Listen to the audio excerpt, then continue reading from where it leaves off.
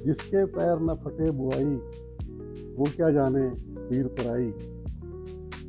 आज आप सोच रहे होंगे कि मैं इस कहावत के साथ ये अपना वीडियो शुरू कर रहा हूँ। उनके लिए मैं क्लियर करूँ कि भी जो जिसके पैर न फटे बुआई, यानी कि जिसको दर्द नहीं, कोई चोट ना लगी होगी, वो किसी दूसरे के दर्द को क्या समझ पाएगी। साइबर अपराध जो दिनों दिन बढ़ता जा रहा है, दिनों दिन लोगों को लूट रहा है, दिनों दिन लोगों के पैसे जा रहे हैं, उसी पर एक बार फिर वीडियो लेकर हाजिर हूँ। नमस्कार, मैं अजीत राही, सेफ यात्रा विद अजीत पर आपका स्वागत करता हूँ।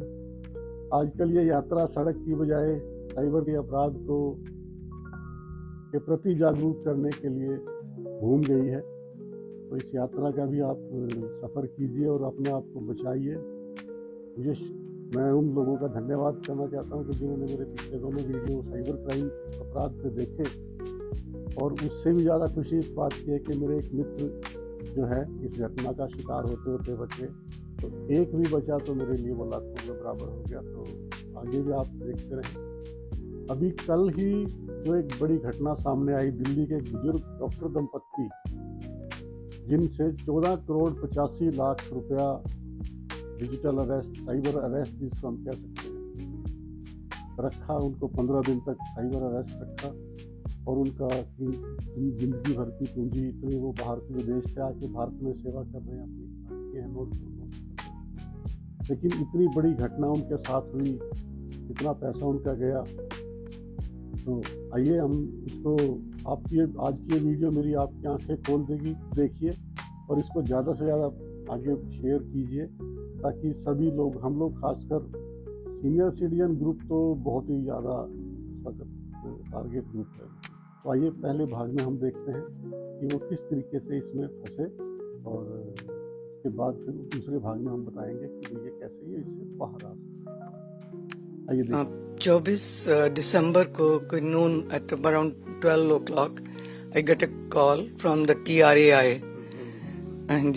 TRAI से मेरे को पता नहीं, आपका टेलीफोन जो नंबर है हम काट रहे हैं, 2 दिन में कट जाएगा। मैंने कहा क्यों, क्या हुआ? कहते हैं नहीं, आपके टेलीफोन से हमको कोई 26 कंप्लेंट्स आई हैं और वो कहते हैं कि आपने बड़ी अश्लील फोटोज और ये और वो, और उसके साथ साथ एक तो वो बात है और दूसरी आपकी मनी लॉन्ड्रिंग का केस है आपके ऊपर। मैंने कहा मनी लॉन्ड्रिंग का केस? तो कौन से नंबर से? मेरे फोन पे तो कुछ ऐसा नहीं है। तो उन्होंने, मैंने कहा नंबर कौन सा है? तो नंबर जो बताया वो मेरा नंबर नहीं था। तो मैंने कहा ये तो मेरा नंबर है ही नहीं, तो मैं कैसे, ये मेरे को कैसे ब्लेम कर रहे हो? आप ये क्या रहे हो?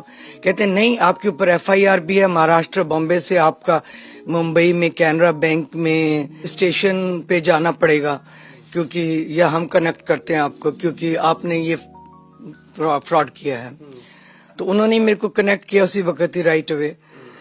तो उसके बाद जब कोलाबा के जो पुलिसमैन, उनका पूरा पीछे एम्बलम बना हुआ था, सब कुछ जैसे पुलिस की ड्रेस में, कॉल आई थी, तो उन्होंने वीडियो कॉल में कनेक्ट किया। और फिर उन्होंने, जो बंदे ने बताया मेरे को, पुलिसमैन ने, है ना, तो कि वो मैंने कहा आप कौन है? आपका, मैं IPS हूँ, मेरा ये रैंक है, मेरा ये है, वो है, और आपको पता है बैंक कैसे खोलते हैं अकाउंट? मैंने कहा हाँ मेरे को पता है, आधार कार्ड, पैन कार्ड वगैरह, आप थंब इम्प्रेशन भी लेते हैं। तो आपका थंब इम्प्रेशन कैसे पहुंच गया वहां हमारे पास? मैंने कहा मैं मुंबई गई नहीं हूँ और आप मेरे को अरेस्ट करने का थ्रेट दे रहे हैं, क्या रहा है? नहीं, आप ये सारी इन्फॉर्मेशन आपने कहीं अपने छोड़ा होएगा, अपने आधार के सब। मैंने कहा हमेशा मेरे पास मेरे रहता है, तो कभी ऐसा हुआ नहीं कि पर जितनी उन्होंने थ्रेटनिंग शुरू कर दी, नहीं मैम आप तो आपको तो अरेस्ट होना है। मैंने कहा मैं कैसे अरेस्ट हो सकती हूँ? हम दोनों खाली यहाँ पे हैं, मेरे हस्बैंड की भी सर्जरी हुई है और मैं वो डॉक्टर, एम्स के डॉक्टर के अंडर उसमें है, केयर में है, और हम दोनों ही हैं एक दूसरे के लिए, तो मैं कैसे आ सकती हूँ? नहीं, there is a way out ma'am. हम क्या करेंगे, आपको रिलीज करने के लिए, आपको हेल्प करने के लिए हम आपको एक लेटर लिखना पड़ेगा सुप्रीम कोर्ट को, और वो सारे उसमें लिखा कि क्या क्या रीजंस है why I can't come to Bombay. तो ऐसे फिर उन्होंने और बोला कि देखिए हम आपको रिलीज भी करा सकते हैं अगर आप हमारे साथ कोऑपरेट करेंगे, पर ये बड़ा सीरियस केस है। उन्होंने बोला कि वो नरेश गोयल कोई बंदा, उसकी फोटो दिखाई है, उसने कोई 500 करोड़ की पता नहीं कितने का नेशनल सिक्योरिटी डिफेंस में ये किया हुआ है और आप उसमें सस्पेक्ट केस है। तो आप अभी सस्पेक्ट केस है, पर अगर आप ये हमारे साथ कोऑपरेट नहीं करेंगे, हमको अपने अकाउंट का एक एक पैसा नहीं बताएंगे, कि अगर 1 रुपया भी आप नहीं बताया वो आरबीआई फ्रीज कर देगा। The threat was. और फिर ये भी बोला कि वो नरेश गोयल जो है वो जेट एयरवेज में है, एनआरआई है, समथिंग। तो वो आपकी लाइफ पे और आपके हस्बैंड की लाइफ पे बड़ा थ्रेट हो सकता है, क्योंकि वो जस्ट पता चल जाता है कि कौन कौन पकड़े गए हैं, तो उसके बंदे तो आप बाहर भी नहीं निकल सकते, आपको सर्विलेंस पे रहना पड़ेगा, ये सब। अच्छा, फिर लिखो सुप्रीम कोर्ट को, पहली भी लेटर सुप्रीम कोर्ट को लिखी, दूसरी लेटर सुप्रीम कोर्ट को लिखो, उसमें लिखो कि SSA, वो भी मेरे को पता नहीं क्या होता है, SSA से हम आपका वेरिफिकेशन करते रहेंगे आपके अकाउंट्स का। और इतना थ्रेट कर दिया, I mean educated lady 77 year old, I couldn't be fooled like anything। और उन्होंने और उनकी हेल्थ के मेडिकल कंडीशन में हस्बैंड की, उन्होंने इतना थ्रेट किया कि अगर किसी को भी पता चल गया, आपके घर में मेड तो नहीं है, मैंने कहा नहीं, मैं अपने आप सब करती हूँ, आपको ही मैं। और इतने में ड्राइवर ऊपर आया तो उन्होंने एक बार आवाज सुनी तो कहने लगे ये कौन था, मैंने कहा ये मेरा ड्राइवर है। हाँ, और आपने बोला ना, आपने अगर किसी का भी ये लीक कर दिया, फिर उन्होंने बोला कि हाँ आपको करना है, और बड़े माताजी हम आपके बेटे हैं, हम आपको हेल्प करेंगे, तीनों के तीनों इतने डिसेंट, इतने प्यार से। फिर सुप्रीम कोर्ट में भी मेरे को अपीयर करवाया, तो फिर बोलने लगा okay we will try to help you out, but ये डिफेंस सीक्रेट है, इसको एकदम अगर लीक हो जाएगा कंट्री के लिए और आपके लिए ये बहुत डेंजर है। और एनीवे बहुत भी अकाउंट्स हैं आपके, उसमें से सारा आपको बताना है। उन्होंने सारा हमारा भी आया। मैं दिल्ली IIT से पढ़ा हूँ, मैं 48 साल से USA में रह रहा हूँ। उन्होंने कहा कि आप ये प्राइमरी सस्पेक्ट है तो ये तो इनको हर वक्त रहना पड़ेगा, और आप इनके हस्बैंड हैं तो आप सेकेंडरी सस्पेक्ट हैं। आपको भी 2 फोन चाहिए, एक मेरा फोन जो मेरा एप्पल फोन है, और ये हमेशा ऑन रखना पड़ेगा। जब ये बाहर जाएंगी तो इनको एक फोन घर पे छोड़ जाना पड़ेगा, अपना फोन इनको दे देना। तो 15 दिन तक हम ये और मैं दोनों। तो देखा आपने, कुछ रोंगटे खड़े हुए कि नहीं?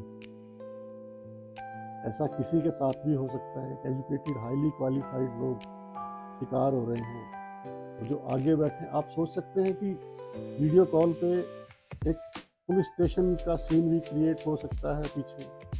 और उससे भी हद छोड़िए कि सुप्रीम कोर्ट तक की हाजिरी वीडियो कॉल पर बैठ के इन्होंने लगवा दी। तो आप सोचोगे कितना ताम झाम, कितना इंफ्रास्ट्रक्चर, कितने क्वालिफाइड और मतलब चालाक लोग हैं ये, जो आपको ऐसी बुरी तरह से फंसा लेते हैं। अब आइए कि किस तरीके से ये साइबर अपराधी इन बुजुर्ग दंपत्ति से पैसा मंगवाते थे और कब जाके इनकी आँख खुली और किस तरीके से इनको पता लगा कि हम लोग साइबर अरेस्ट। भगवान किसी के साथ भी ऐसा ना करे। और अंत आपको इसमें निसंदेह उन बुजुर्ग डॉक्टर साहिबा का रुदन जो है आपको भी हिला के रख देगा और सोचने का मजबूर करेगा कि किसी के साथ भी ऐसा हो जाए तो उसकी हालत क्या हो सकती है। आइए देखिए, वो मेरे को बोलते थे ये IFSC, ये अकाउंट नंबर है, ये IFSC कोड है, ये आप जाके RTGS करवाओ। कभी फ्लोरेस्टा, हाँ, और मेरे को बताते थे कि उनको क्या बोलना है, अगर वो पूछेंगे तुमसे तो उनको क्या कहना है कि क्या रीजन है। से करते करते फिर मेरे को बोला, आई थिंक 7 तारीख को बोला, हाँ मैम आप कांग्रेचुलेशन, आपका सब क्लियर हो गया, आपने सब, पर आपके हस्बैंड का भी क्लियर नहीं हुआ है क्योंकि वो सेकेंडरी सस्पेक्ट है, तो उनका भी हमको क्लियर करना है। उनका परसेंटेज कम होता है relatively. how the hell I know all these things anyway. 14 crore 85 lakhs हमारे म्यूचुअल फंड्स क्या कहते हैं लिक्विड कर दिए, मतलब हमारे जो एफडीज थी सब लिक्विड कर दी, सारा कुछ लिक्विड कर 8 बार हुआ नहीं कल। तो हम इतने सीरियसली ले रहे थे कि सुप्रीम कोर्ट से आपको सारा पैसा रिफंड हो जाएगा। हाँ, और फिर उसने बोला कि उस दिन 9 तारीख को बोला, मैम आपका तो 1435 हो गया है, पर आपका हस्बैंड का अभी तक क्लियरेंस नहीं हुआ है, उनका 97% हुआ है, तो आपको 50 लाख और देना पड़ेगा। मैंने कहा 50 का और मैं कहाँ से निकालूं? एनीवे इधर उधर करके मैंने देखा कि हाँ हो सकता है कुछ। तो नहीं मेरी रिपोर्ट जो 3 बंदे थे, जो डीके गुप्ता जो मेन उनका बना हुआ था, उसकी डीपी थी फोटो उसकी, तो मेरी रेपुटेशन खराब हो जाएगी, मैं आपके केस के लिए इतना स्ट्रगल कर रहा हूँ, इतना कुछ कर रहा हूँ, तो मैं आज 50 लाख जरूर डिपॉजिट करने हैं आपको। मैंने सब कुछ कर के देखा कि अच्छा चलो 50 लाख इधर ड्रेन्ड आउट कम्प्लीटली है। तो anyway, तो 50 लाख देने के बाद क्या हुआ, वो शाम के 3:30 बजे जाके मैंने आरटीजीएस किया। फिर वो हमेशा वो फोटो ले लेते थे मेरे से फोन के ऊपर के जो किया है वो सारे। और फिर उसके बाद हम स्कूल्स में जाते हैं, आरएस के जैसे सेवाधाम में जाती हूँ मैं, उधर बच्चों की हेल्थ चेकअप के लिए, यूपी में जाती हूँ जटारी में। तो हमको कल स्कूल में जाना था, तो मैं उनको कैसे बोल रही थी, ओम भी बोल रहे थे कि हम कल स्कूल जा सकते हैं बच्चों की चेकअप करने के लिए। हाँ जरूर जा सकते हैं, पर मैंने कहा उनको इन्फॉर्म तो मैंने करना है कि हम कल आ रहे हैं, क्योंकि हम नहीं गए थे इतने दिन, क्योंकि हमको अरेस्ट काइंड ऑफ किया था, हम बहाने बना रहे थे कि हम नहीं आ सकते। तो जब मैंने उनको कॉल करना था, नंबर मेरे फोन में ही था, तो मैंने उनकी कॉल को शट करके कॉल किया। उसके बाद मैं उनको कॉल करती रही, जो कॉन्स्टेंटली थे उनके वो पिकअप नहीं कर रहे थे। मैंने ये भी लिखा मेरी वाईफाई भी ऑन है, क्योंकि हम कल सुबह फोन आया उनका कि अब आपका क्लियर हो गया है, उनका ही फोन आया, अब आप क्लियर हो गई हैं, तो आप अपने आप के नजदीक जो वो है पुलिस स्टेशन, वो भी मैं कहती हूँ गॉड ने कोई ब्लेसिंग दी कि कुछ बचाव हो जाए तुम लोगों का, तो वो अपनी नजदीक पुलिस स्टेशन है, उधर चले जाओ। आरबीआई से वो उनको रिलीज, ये थाने गई तो उनको मैंने बोला ये कागज, तो थाने वाले पुलिस वाले समझ नहीं आ रहे थे उनको कि ये क्या कौन सा मनी रिलीज, कौन सा ऑर्डर। तो उन्होंने अपने एसएचओ को बुलाया। तब तक क्या हुआ कि जो ये डीके गुप्ता का जो एम्बलम मारा था, चाहे उन्होंने कहा था फोन ऑन रखना, इधर इनको बोला हुआ था कि आप या घर रहिए, मेरे को भेजो, मैं बैंक जाऊंगा, उधर जाऊंगी।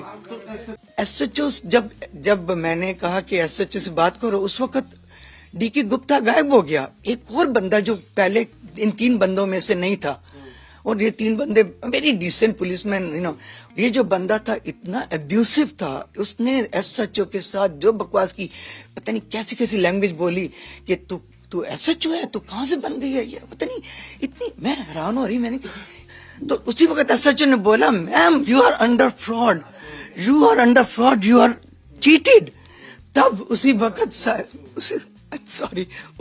साइबर पुलिस उनकी, फिर नेचुरली मेरे हस्बैंड घर पे थे, तो मैंने ड्राइवर को बोला मेरे हस्बैंड और फाइल भी लेके आओ।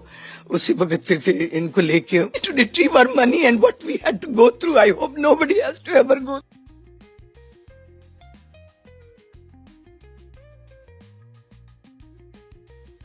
मेरी निवेदन है आपसे कि अगर ये मेरा प्रयास अच्छा लगा हो तो इसको लाइक कीजिए, शेयर कीजिए, अपने जैसे किसी दूसरे साथी को भी बताएंगे। आप मेरे इस प्रयास में मेरा योगदान देके मेरा नहीं, अपने ही किसी साथी का भला करेंगे।